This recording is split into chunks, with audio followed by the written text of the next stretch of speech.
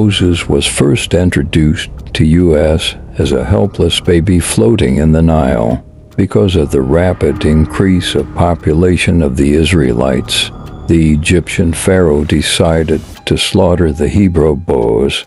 After being placed in the basket and put onto the Nile, Moses was spotted by the Pharaoh's daughter, who took pity on him and drew him out of the river. Moses lived as a prince in Egypt. One day, Moses saw an Egyptian beating a Hebrew slave. He immediately killed him, and the next day, out of fear, he ran into the wilderness. There, he encountered 7 women by the well, who were being bullied by shepherds. Moses not only drew water for them, but also watered the flock.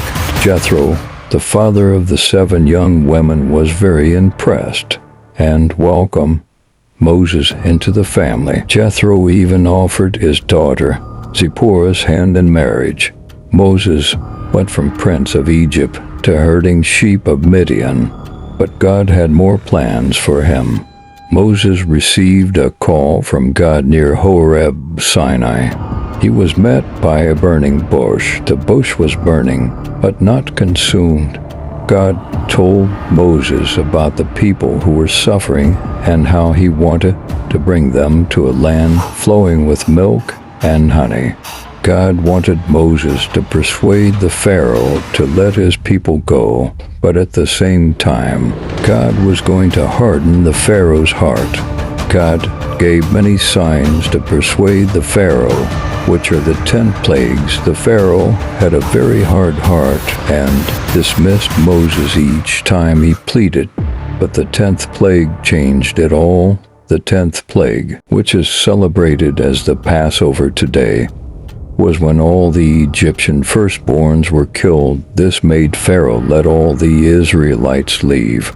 Moses started bringing the people to the promised land that God had gave them, but they encountered many hardships, such as the Egyptian armies at their backs.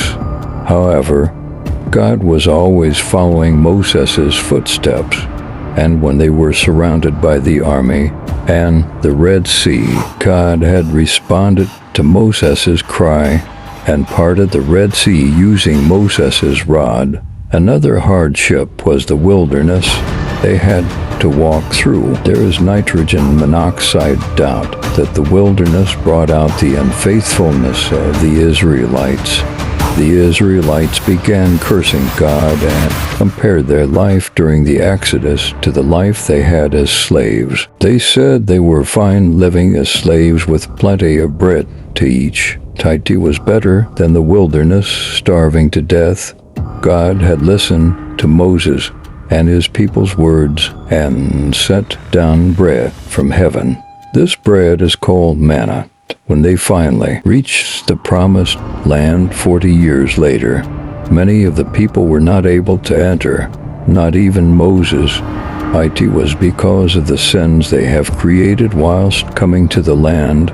Moses had broken the rock in order to get water, much to God's dismay.